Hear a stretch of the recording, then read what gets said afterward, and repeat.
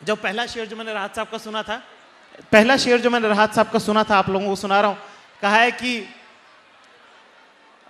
कि सितारों को नुमाइश में खलल पड़ता है,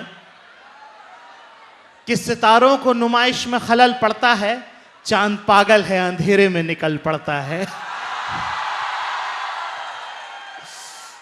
तो ये शेर जब हमने पहली बार पढ़ा, हम 7th क्लास में थे, हमको लगा कि कोई लड़की भी नहीं है जिसको सुनाए, बॉय स्कूल में पढ़ते थे।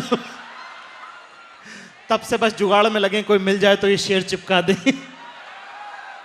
उसके बाद हमने एक छोटी सी नशिस्त मुनव्वर राणा साहब की सुनी, है ना। उनसे बढ़िया माँ के ऊपर किसी ने शेर लिखे नहीं है, ठीक है। उनका एक शेर मैंने आपके लल्लन टॉप न्यूज़ रूम में भी पढ़ा था कि अलमारी को खोला तो खत कुछ पुराने निकल आए, न जाने मेरे चेहरे पे कैसे दाने निकल आए, और मुमकिन है हमें गांव भी पहचान न सके, बहुत कम उम्र में हम कमाने निकल आए। तो ये शेर का इंपैक्ट मैंने तब समझा जब मैं अपना घर छोड़ के दिल्ली आया। यहां पे मेरे ख्याल से बहुत सारे लोग होंगे जो अपने घर से दूर दिल्ली में पढ़ने आए होंगे। कितने लोग हैं ऐसे? अपना घर छोड़कर कहीं बसने की हिम्मत सब में नहीं होती, है ना। ये सब बहुत बहादुर योद्धा लोग हैं जो अपना घर छोड़कर आए, ठीक। अब जब आप इतने गमजदा होते हैं तो आपको वसीम बरेलवी साहब की एक लाइन याद आती है कि कुछ तो है जो घर का आंगन दे नहीं पाता, यूं ही सफर में नहीं होता कोई। तब ये छोटी छोटी चीजें जो है वो आपको बांधती, गूंथती हैं, और शायद उसी की वजह से जो है आप अपनी बात को आर्टिकुलेट कर पाते हैं। मुझे यहाँ पे कितने लोग जो लिखते हैं, जिनको लिखना पसंद है? तो मैं आपको एक बात कहता हूं, ठीक है, कि थोड़ा सा अगर खामोश रहेंगे तो मेरे ख्याल से बेहतर रहेगा। आपके सबके काम की बात है ये, कि लिखने से ना, जैसे कि मुझे नहीं लगता कि शेरो शायरी मिर्जा गालिब और दाग दहलवी से बेहतर हम कर सकते हैं कभी भी, ठीक है। प्रेमचंद से बढ़िया कहानी नहीं लिखी जा सकती। इस तरह से गाने पहले लोग गा चुके हैं, लता मंगेशकर गा चुकी हैं, ठीक है। अगर अंग्रेजी में बात करें तो एलेनिस मॉरिसेट के गाने आ चुके हैं, हार्ट ब्रेक के। लेकिन सबको अपने दौर की, वो क्या नाम है वो जिनका एल्बम है 21 और 25 और 19, क्या नाम है उनका? अरे अंग्रेजी की गायिका है बहुत अच्छी, बहुत मशहूर। आपसे क्यों पूछ रहा हूं मैं? हमने अंग्रेजी सिलेबस में नहीं पढ़ी, तुम हमसे मंच पे पूछ रहे हो।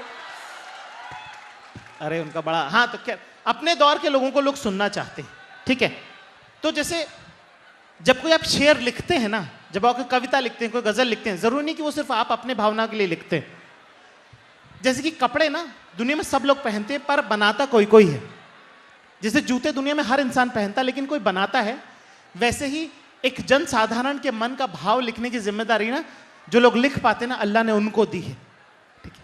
आपको खुद नहीं पता कि आप अपने लिए नहीं लिख रहे हैं, बहुत सारे लोगों के मन की बात जो है वो आपके थ्रू लिखी जा रही है। इसलिए लेखन बहुत जरूरी है। अगर आप थोड़ा भी लिख पाते हैं तो जरूर लिखिए। ये मत सोचिए कि अच्छा जा रहा है, बुरा जा रहा है, हो जा रहा है। वो काम आपको खुदा ने दिया है और उसकी इज्जत एहतराम करना पड़ेगा आपको। आप शायरों का जिक्र कर रहे थे, मुझे लगा कि सिलसिला जावेद साहब तक पहुंचेगा, जिनके साथ आपने पिछले कुछ महीनों पहले एक प्रोग्राम भी किया था। जावेद साहब के किस्से बहुत मशहूर है मुझे, ठीक है। जावेद साहब एक बार एक शायर से मिले और उन्होंने बहुत ज़्यादा कहा कि जावेद साहब ने कहा बहुत अच्छा लिखते हैं आप, ठीक है। तो उन्होंने कहा कि अरे नहीं साहब, जावेद साहब आपके सामने तो हम क्या ही हैं। तो जावेद साहब ने बोला देखिए आप थोड़ा नाम करिए, उसके बाद हम्बल बनिएगा, वरना लोग सच मान लेंगे। तो उनका एक शेर है जो हमको बहुत पसंद है। एक उनकी गजल है जो नुसरत फतेह अली खान साहब ने गाई है, जिसका नाम है शहर के दुकानदारों। सुनिए आप लोगों ने तो जी, कि शहर के दुकानदारों कारोबार उल्फत में सूद क्या जिया क्या है तुम ना जान पाओगे, ठीक। ये उसका मतलब, उसका शेर जो मुझे सबसे ज्यादा पसंद है वो पढ़ता हूं कि जानता हूं मैं तुमको शौक शायरी भी है, शख्सियत सजाने की एक ये माहिरी भी है, फिर भी हर्फ सुनते हो सिर्फ लफ्ज चुनते हो, इनके दरमिया क्या है तुम न जान पाओगे, शहर के दुकानदारों। जाकिर, शायरी की बात खूब हो गई, पर सबसे ज्यादा जनता जो यहां पर आई है वो अपने हिस्से का सख्त लौंडा देखने आई है। इस सिलसिले की शुरुआत कैसे हुई? हम सब ने वो वीडियो देखा है, बार बार लगातार देखा है, पर उस वीडियो से पहले की दुनिया, उसको लिखने की दुनिया और लिखने से भी पहले उसको महसूसने की, उससे गुजरने की दुनिया। मेरे ख्याल से जावेद साहब का शेर है, वो सही इसको बयां करेगा। देखो, सख्त लौंडा कोई बनता नहीं है, बहुत पिघले हैं तब जाके सख्त हुए हैं, ठीक है। उन्हीं का एक शेर है कि बहुत नाकामियों पर आप अपनी नाज करते हैं, अभी देखी कहाँ है आपने नाकामियां मेरी। तो इतनी बार कटाया है ना भाई साहब, तब जाके सख्त लौंडे बने, है ना। बहुत बार दिल टूटा है, बहुत बार बेइज्जती हुई है, तब जाके समझ में आया कि भाई अपन रहते हैं सख्ती से, अपन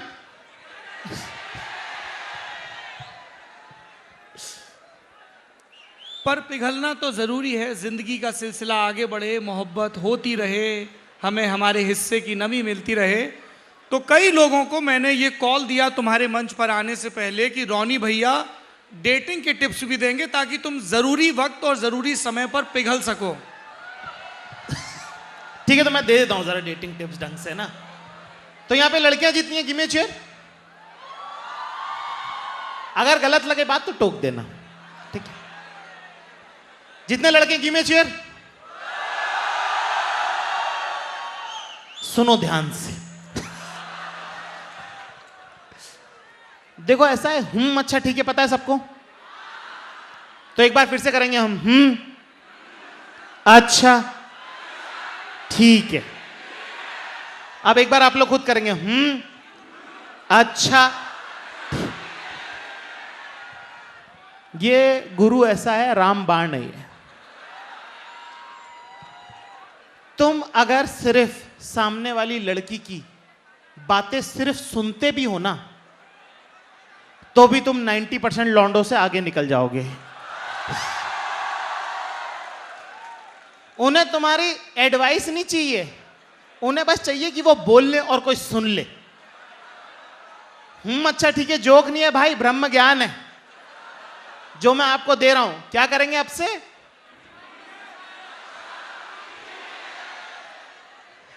ये आपने जीवन में धार लिया भाई साहब, आप सफल हैं, आपकी शादी सफल है।